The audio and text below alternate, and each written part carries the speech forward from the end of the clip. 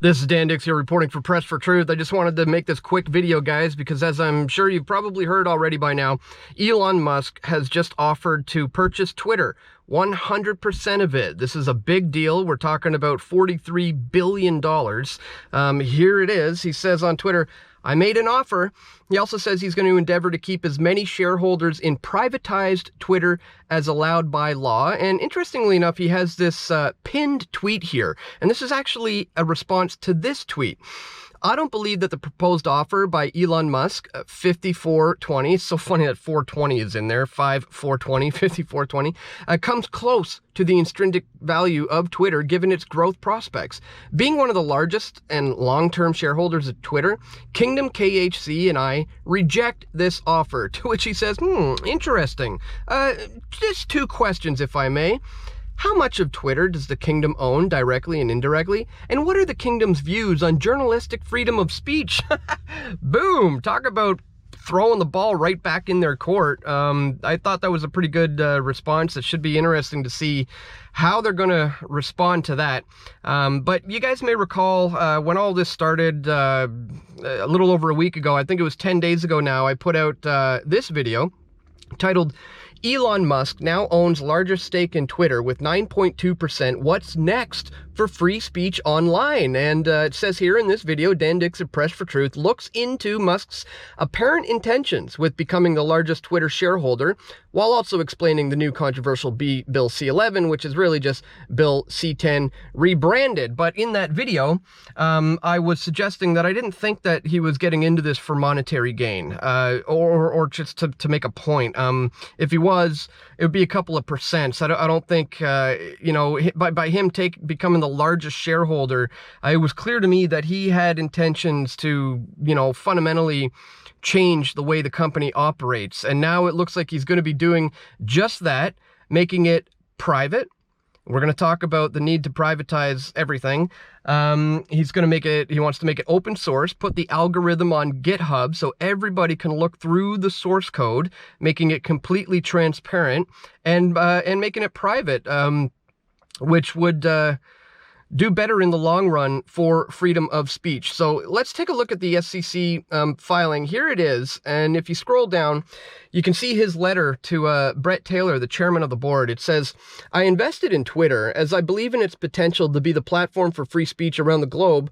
And I believe free speech is a societal imperative for a functioning democracy. However, since making my investment, I now realize the company will neither thrive nor serve this societal imperative in its current form. Twitter needs to be transformed as a private company. As a result, I'm offering to buy 100% of Twitter for $54.20 per share in cash, a 54% premium over the day that I began investing in Twitter, and a 38% premium over the day before my investment was publicly announced. My offer is my best and final offer. And if it's not accepted, I would need to reconsider my position as a shareholder. Twitter has extraordinary potential. I will unlock it. It goes on to say here, as I indicated this weekend, I believe that the company should be private and go through the changes that need to be made in order for it to do that. After the past several days of thinking this over, I've decided I want to acquire the company and take it private. I'm going to send you an offer letter tonight. It will be public in the morning. Are you available to chat? And just like that, $43 million, a deal has been offered for this man to purchase Twitter. Now, as I said, I don't think this was for monetary gain. This is to fundamentally change the free flow of free speech on, as he called it, society's public square. Now, I don't have any faith in these billionaire oligarchs or that he's going to be some sort of savior of free speech. But it's interesting to pay attention to nonetheless. And I wanted to point you to this article too. Buying Twitter is not a way to make money, he recently said in a TED Talk interview. Speaking for the first time since news broke of his attempts to buy all of Twitter, Tesla CEO Elon Musk said his offer had been made for the public good. Musk emphasized that he was motivated by the public interest value of the platform. Twitter's become kind of a de facto town square, so it's just really important that people have both the reality and the perception that they're able to speak freely within the bounds of the law, Musk said. He was speaking at a TED Talk in Vancouver earlier this morning. To protect the venue, Musk went on to say he believes Twitter should be open source algorithm. In order to build trust and ensure availability, the code should be on GitHub so people can look through it, he said. And I'll include a link to all of these articles in the description below. But I gotta say, his ideas of privatization, I am in fully agreement with. In fact, I think you should take it a step further and privatize absolutely everything. Privatize the insurance companies, privatize the post office, privatize the roads. And you could even take it as far as privatize the oceans and outer space, for that matter. There's a great presentation I'd like to point you in the direction of by Walter Block. It's called The Case to Privatize Everything. And he outlines why free markets are far more preferable to government monopolization. And for example, in the case of privatizing the roads, everything would be much more safe, much more efficient. And he paints a clear case for that. Yeah, I'll put a link to that in the description for you so you don't have to look for it. It'll be a presentation by Walter Block on the case to privatize everything. And I would have to agree with him. And I hope those ideas would make its way to Elon Musk, who seems to understand that government has a monopoly on violence and that free speech needs to be upheld in this system that we have that is so-called democracy. Now, moving on, guys, as you can tell by the title of this video, there's one other article I wanted to point you to, and get a load of this. Whoops. Quebec public health account tweets Pornhub link with daily COVID data. And look, here it is. This is the link. It was supposed to say, you know, this is like the information for today. And they have the data link there. So it's like, here's our data for April 13th, all the information.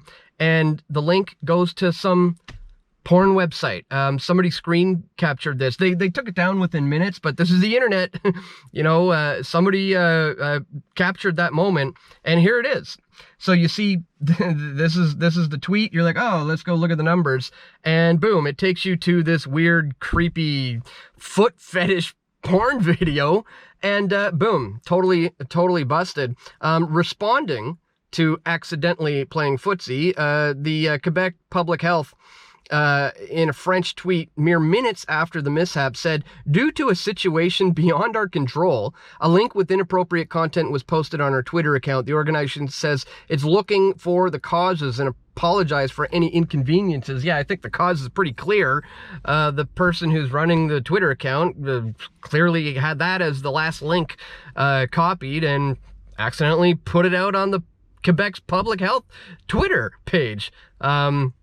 Pretty crazy that can even happen in the first place, that it can even go out there, that it's allowed to be linked on Twitter when people like me are currently suspended. I mean, my Press for Truth account on Twitter that had over 25,000 followers is currently suspended.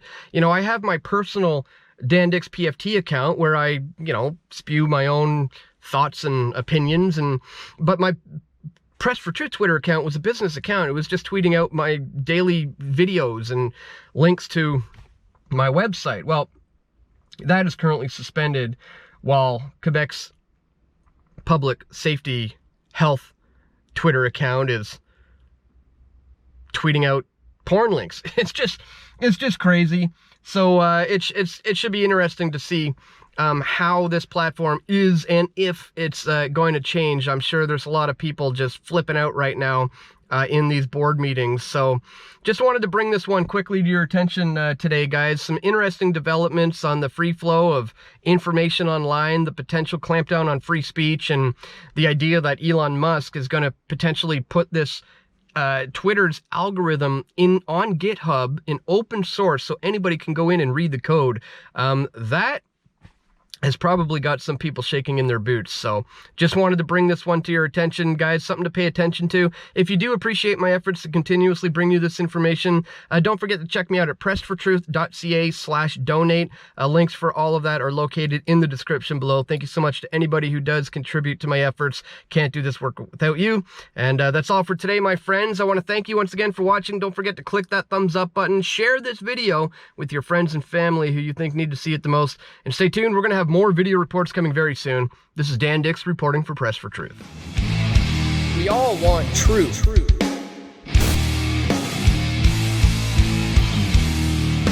The truth will set you free.